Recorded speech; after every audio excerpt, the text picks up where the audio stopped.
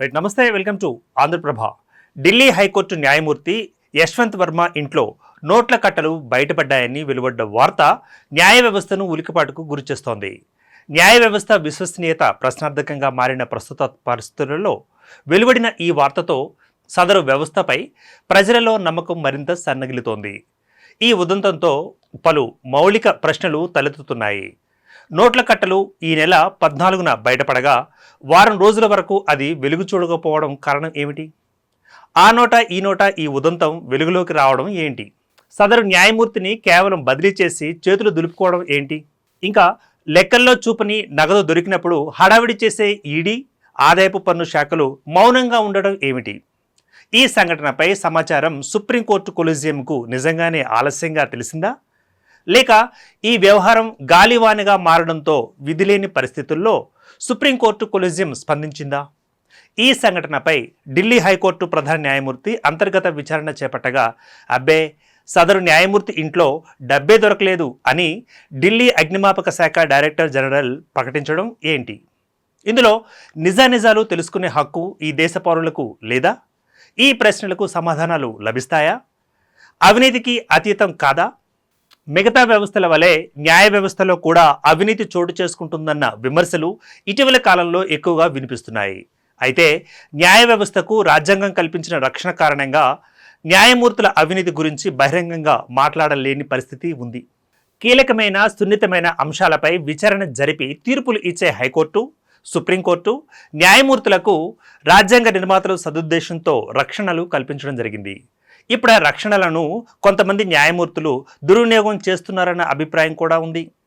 తీర్పులు అనుకూలంగా రాని సందర్భాలలో కక్షదారులు న్యాయమూర్తులకు దురుద్దేశాలు ఆపాదించకుండా రాజ్యాంగ నిర్మాతలు ఈ రక్షణలు కల్పించడం జరిగింది.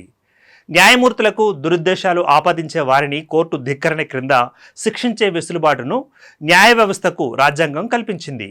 న్యాయమూర్తులకు కల్పించినంత రక్షణ న్యాయ అధికారులకు కల్పించలేదు. క్రింది స్థాయి కోర్టులలో పనిచేసే న్యాయాధికారులు అవినీతికి పాల్పడినా లేదా ఇతర అనైతిక చర్యలకు పాల్పడినా వారిపై చర్యలు తీసుకునే అవకాశం హైకోర్టులకు కల్పించారు. అదే హైకోర్టు న్యాయమూర్తి ఎవరైనా అవినీతికి పాల్పడ్డారని వెల్లడైనా సదరు న్యాయమూర్తిపై సుప్రీంకోర్టు కూడా నేరుగా చర్య తీసుకోలేదు. పార్లమెంటు ఉభయ సభలలో అభిశంసన తీర్మానాన్ని ఆమోదించడం ద్వారానే సదరు న్యాయమూర్తులను తొలగించగలరు.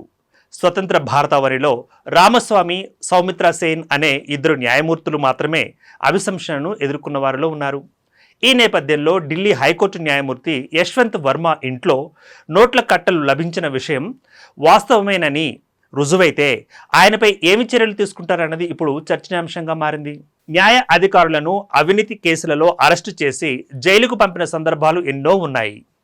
ఉమ్మడి రాష్ట్రంలో ఇనుప ఖనిజం గనుల వ్యవహారంలో గాలి జనార్దన్ రెడ్డి అండ్ కో నుంచి 5 కోట్ల రూపాయలు లంచంగా తీసుకున్నారన్న ఆరోపణలపై పట్టాభి రామారావు అనే న్యాయ అధికారిని సిబిఐ అధికారులు అరెస్ట్ చేశారు. హైకోర్టు ప్రధాన న్యాయమూర్తి అనుమతితో సిబిఐ అధికారులు ఆయనను రెడ్ హ్యాండెడ్గా పట్టుకున్నారు. దీంతో అవమాన భారంతో కుంగిపోయిన పట్టాభి రామారావు కొంతకాలానికి ఆత్మహత్య చేసుకున్న విషయం తెలిసిందే. నిజమేనా? నిజమైతే ఏం చేస్తారు? ఇప్పుడు ఢిల్లీ హైకోర్టు న్యాయమూర్తి యశ్వంత్ వర్మ వ్యవహారం రచ్చగా మారింది. వర్మను అలహాబాద్ హైకోర్టుకు బదిలీ చేయాలని సుప్రీం కొలీజియం నిర్ణయించడంతో మా కోర్టు ఏమైనా చెత్తబుట్ట అని అలహాబాద్ హైకోర్టు న్యాయవాదులు అభ్యంతరం వ్యక్తం చేశారు. దీంతో వర్మ బదిలీకి ఆయనపై ఢిల్లీ హైకోర్టు ప్రధాన న్యాయమూర్తి చేపట్టిన అంతర్గత విచారణకు సంబంధం లేదని సుప్రీంకోర్టు కొలీజియం వివరణ ఇచ్చేసింది. డబ్బు కట్టలు లభించిన విషయం నిజమా కాదా అని నిర్ధారించుకోవడానికి వారం రోజులు చాలవా? ఇంకెంతకాలం కావాలి? ఒకవేళ అది నిజం కాని పక్షంలో యశ్వంత్ వర్మ ప్రతిష్టకు జరిగిన నష్టానికి ఎవరు బాధ్యత తీసుకుంటారు? అంతర్గత విచారణలో అది నిజమే అని తేలితే సదరు న్యాయమూర్తిపై ఏమి చర్యలు తీసుకుంటారు? వారం రోజులుగా ఈ వ్యవహారం గుప్పుమంటున్నా నోరు విప్పని ఢిల్లీ అగ్నిమాపక శాఖ డైరెక్టర్ జనరల్ అతుల్ గర్గ్ అబ్బే అలాంటిదేమీ లేదు అని ప్రకటించడమేమిటి? దేశవ్యాప్తంగా రాజకీయ నాయకులకు కంటి మీద కునుకు లేకుండా చేస్తున్న ఎన్ఫోర్స్మెంట్ డైరెక్టరేట్ మౌనంగా ఎందుకుందో తెలియదు. ప్రభుత్వ అధికారులు, ఉద్యోగుల వద్ద లెక్కల్లో చూపని నగదు స్వల్ప మొత్తంలో దొరికినా అవినీతి నిరోధక సంస్థలు కేసులు పెడతాయి. లంచంగా 100 రూపాయలు తీసుకున్నప్పటికీ నేరం నేరమేనని ఉన్నత న్యాయస్థానాలు ఎన్నో సందర్భాలలో తీర్పులు ఇచ్చాయి. ఈ సూత్రం న్యాయమూర్తులకు వర్తించదా?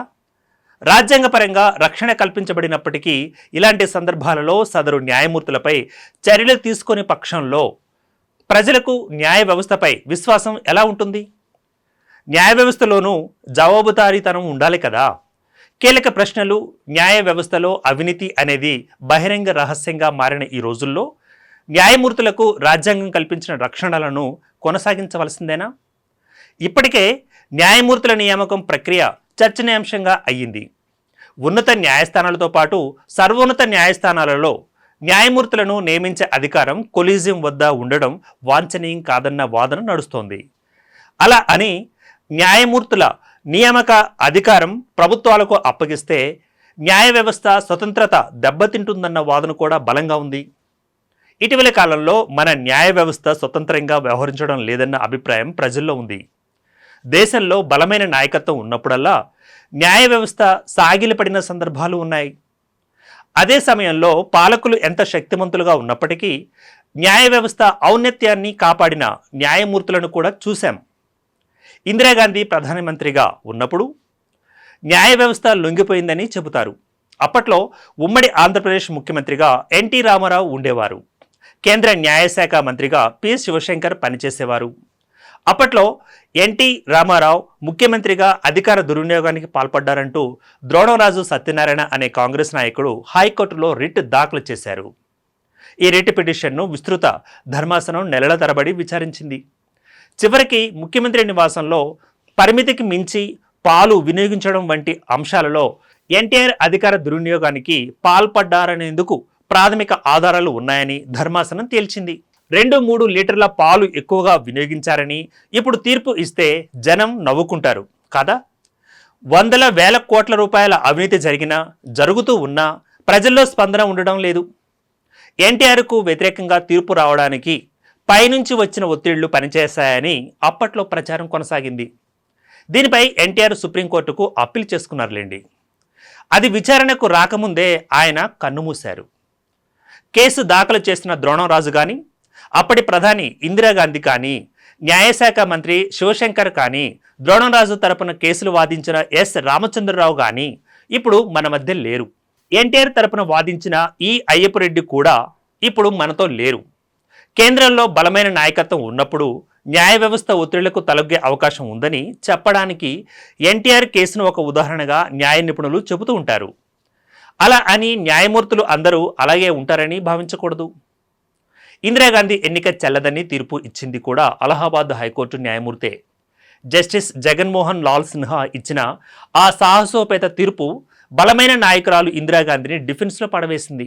నాటి తీర్పు నుంచి బయటపడేందుకు దేశంలో ఎమర్జెన్సీని ఇందిరాగాంధీ అమలు చేశారు. ఆమె అధికారం కూడా కోల్పోయారు. అలాంటి నిఖార్సైన న్యాయమూర్తులు ఎందరో ఉన్నారు. తులసివనంలో గంజాయి మొక్కల్లా అక్కడక్కడ కొంతమంది దారి తప్పుతూ ఉంటారు. కాకపోతే ఇటీవలి కాలంలో గంజాయి మొక్కలు ఎక్కువ అవుతున్నాయన్న భావన ఏర్పడడం ఆందోళన కలిగిస్తోంది. ఇప్పుడు మళ్ళీ యశ్వంత్ వర్మ వ్యవహారానికి వద్దాం. ఈ విషయం కేవలం న్యాయ వ్యవస్థ ప్రైవేటు వ్యవహారం కాదు. న్యాయ వ్యవస్థ స్వచ్ఛంగా ఉండాలని కోరుకునే హక్కు ఈ దేశ పౌరులకు ఉంది. రాజ్యాంగం ఎన్ని రక్షణలు కల్పించినప్పటికీ ప్రజల్లో విశ్వసనీయత కోల్పోయే పనులు చేయకూడదు కదా. తనకు సంబంధించి వచ్చిన ఆరోపణలు అవాస్తవమని సదరు న్యాయమూర్తి యశ్వంత్ వర్మ అయినా ప్రకటించాలి, లేదా విచారణను త్వరగా ముగించి వాస్తవం ఏమిటో ప్రజలకు తెలియచేసేలా ప్రవర్తించాలి. సుప్రీంకోర్టు ప్రధాన న్యాయమూర్తి జస్టిస్ సంజీవ్ ఖన్నాకు మంచి పేరే ఉంది. న్యాయ వ్యవస్థ విశ్వసనీయతను కాపాడేందుకు ఆయన చర్యలు తీసుకోవాలి. సంఘటన జరిగిన తర్వాత వారం రోజుల వరకు నోట్ల కట్టల వ్యవహారం బయటకు రాకపోవడమే తనను అధికంగా బాధిస్తోందని ఉపరాష్ట్రపతి, రాజ్యసభ చైర్మన్ జగదీప్ ధన్ఖడ్ వ్యాఖ్యానించారు. ఈ అభిప్రాయంతో ఎవరైనా ఏకీభవించాల్సిందే.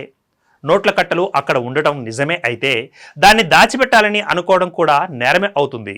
తప్పు జరిగినప్పుడు చర్యలు తీసుకోవాలి కానీ జరిగిన దానికి మసిబూసి మారేడికాయ చేయాలనుకోవడం కూడా నేరం అవుతుంది. నిప్పు లేనిదే పొగరాదు అని అంటారు అందరూ. ఇప్పుడు పొగ వచ్చింది. నోట్ల కట్టల వ్యవహారం దాచిపెట్టాలని ఏ స్థాయిలో ప్రయత్నాలు జరిగినా ప్రజల్లో న్యాయ వ్యవస్థ విశ్వసనీయత మరింత దెబ్బతినే పరిస్థితి ఏర్పడింది. న్యాయమూర్తులు కూడా ఈ సమాజం నుంచే వస్తారు. వారు ఆకాశం నుంచి ఊడిపడరు కదా. సమాజంలో ఉన్న బలహీనతలు వారిలో కొందరికి ఉండవచ్చు కూడా. అంచేత తప్పు జరిగి ఉంటే తప్పు జరిగిందని సర్వోన్నత న్యాయస్థానమైనా స్పష్టం చేస్తే ప్రజలకు కొంతలో కొంతైనా ఉపశమనం లభిస్తుంది. అలా కాకుండా తమ అంతర్గత వ్యవహారమని తామే చూసుకుంటామని ఏ స్థాయిలోనైనా భావిస్తే అది న్యాయ వ్యవస్థకు కీడు చేసినట్లే అవుతుంది. నోట్ల కట్టల ఉదంతం శుక్రవారం ఉదయం నుంచి ప్రసార మాధ్యమాల్లో ప్రచారమవుతున్నప్పటికీ అగ్నిమాపక శాఖ డైరెక్టర్ జనరల్ రాత్రి పొద్దుపోయాక అంతా ఉతిదే అని ప్రకటించడం, శనివారం అందుకు విరుద్ధంగా తాను అలా అనలేదని మాట మార్చడం వింతగా ఉంది. ఏది ఏమైనా మన న్యాయ వ్యవస్థకు కూడా జవాబుదారీతనం ఉండాలి. జస్టిస్ యశ్వంత్ వర్మ ఇంట్లో నిజంగా డబ్బు లభించి ఉంటే ఆయనకు ఏ శిక్ష విధిస్తారోనని ప్రజలు కూడా ఆసక్తిగా ఎదురు చూస్తున్నారు. ఆయనతో రాజీనామా మాత్రమే చేయిస్తారా, లేక అవినీతి నిరోధక చట్టాలు, మనీ లాండరింగ్ చట్టాల క్రింద శిక్షిస్తారా అన్నది కూడా తెలుసుకోవాలని ప్రజలు ఎదురు చూస్తున్నారు. తెలియదంటే సరిపోదు, ignorance of law is not an excuse అని పలు సందర్భాలలో న్యాయస్థానాలు తీర్పులు ఇచ్చిన విషయం తెలిసిందే. తెలంగాణలో బెట్టింగ్ యాప్ల తరపున ప్రచారం చేసిన సినీ ప్రముఖులలో కొందరు తమకు అలా ప్రచారం చేయడం తప్పని తెలియదన్నారు. న్యాయ సమీక్షలో ఈ వాదన నిలబడదు. చట్టాల గురించి తెలుసుకోవాల్సిన బాధ్యత ప్రజల మీదే ఉంటుందని మన చట్టాలు చెబుతున్నమాట.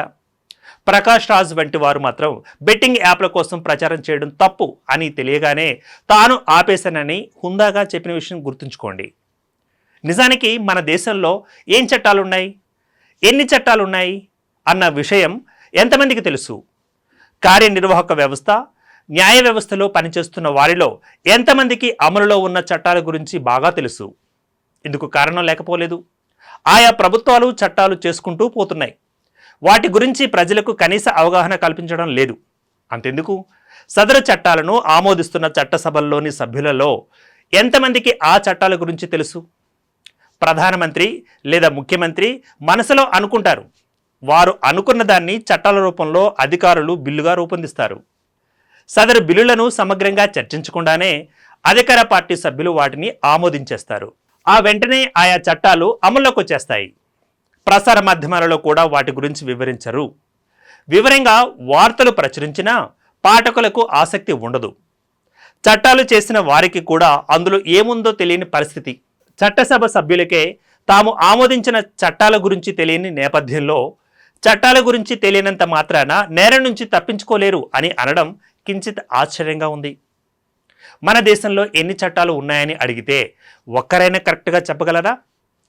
కేసీఆర్ ముఖ్యమంత్రిగా ఉన్నప్పుడు బెట్టింగ్ యాప్లను, జూదాన్ని పోలిన గేమ్లను నిషేధిస్తూ గేమింగ్ చట్టాన్ని తీసుకొచ్చిన విషయం గుర్తుందా? ఆ తర్వాత యథావిధిగా అందరూ ఆ చట్టాన్ని మర్చిపోయారు. ఆ చట్టం అమలులోకి వచ్చిన తర్వాత కూడా గేమింగ్ యాప్ల కోసం సినీ ప్రముఖులు ప్రచారం చేసిన విషయం గుర్తుంది. చట్టాన్ని అమలు చేయాల్సిన అధికారులు అప్పుడు పట్టించుకోలేదు. దీంతో అది నేరమే కాదనుకొని ప్రముఖ హీరోలు కూడా ప్రచారం చేసేశారు. ఇప్పుడు హఠాత్తుగా అధికారులు మేల్కొనడం జరిగింది. హెల్మెట్ ధారణ విషయమే తీసుకుందాం.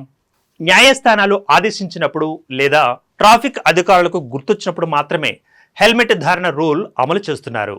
వాహనాలలో కూర్చున్నవారు బయటకు కనిపించకుండా కార్లలో బ్లాక్ ఫిల్మ్ అంటించకుండా నిషేధించారు. అయినా సుప్రీంకోర్టు స్పందించే వరకు ఈ రూల్ అమలు కాలేదు. ఇలా చెప్పుకుంటూ పోతే ఎన్నో ఉన్నాయి. చట్టాలు చేసిన ప్రభుత్వాలకు వాటిని విస్తృతంగా ప్రచారం కల్పించాల్సిన బాధ్యత లేదా?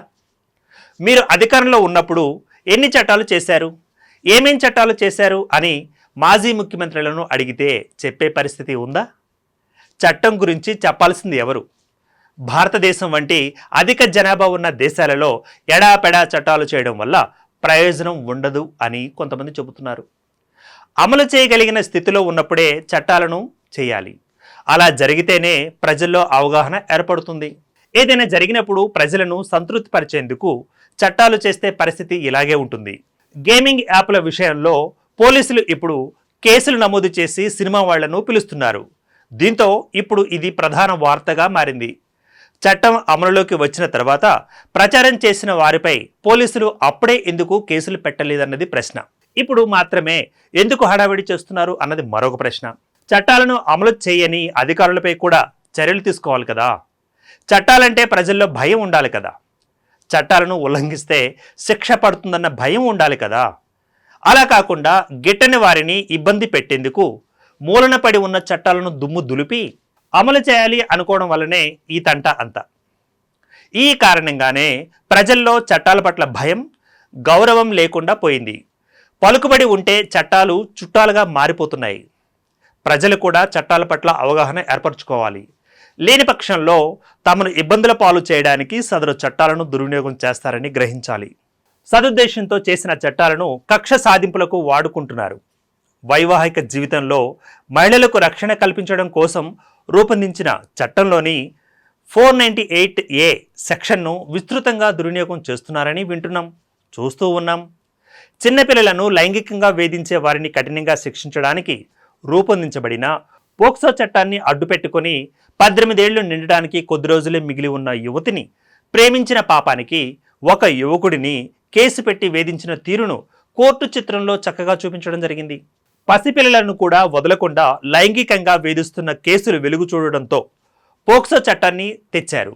ఈ చట్టం ప్రకారం 18 ఏళ్లు నిండని యువతిని ప్రేమించడం నేరం అన్నట్టుగా కోర్టు అనే చిత్రంలో ఒక యువకుడిపై కేసు పెట్టి చిత్రహింసలు పెడతారు. పోక్సో చట్టం ప్రకారం బెయిల్ కూడా లభించదు. ఇలాంటి చట్టాల విషయంలో అయినా ప్రజలకు సమగ్ర అవగాహన కల్పించాల్సిన బాధ్యత ప్రభుత్వాలపై లేదా?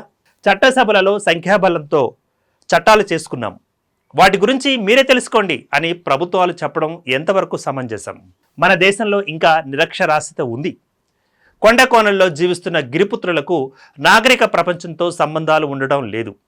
అలాంటి వారు చట్టాల గురించి ఎలా తెలుసుకుంటారు? ఈ కారణంగా ignorance of law is not an excuse అని మరో చట్టంలో ఉన్న విషయం చెప్పి శిక్షించడం జరుగుతోంది.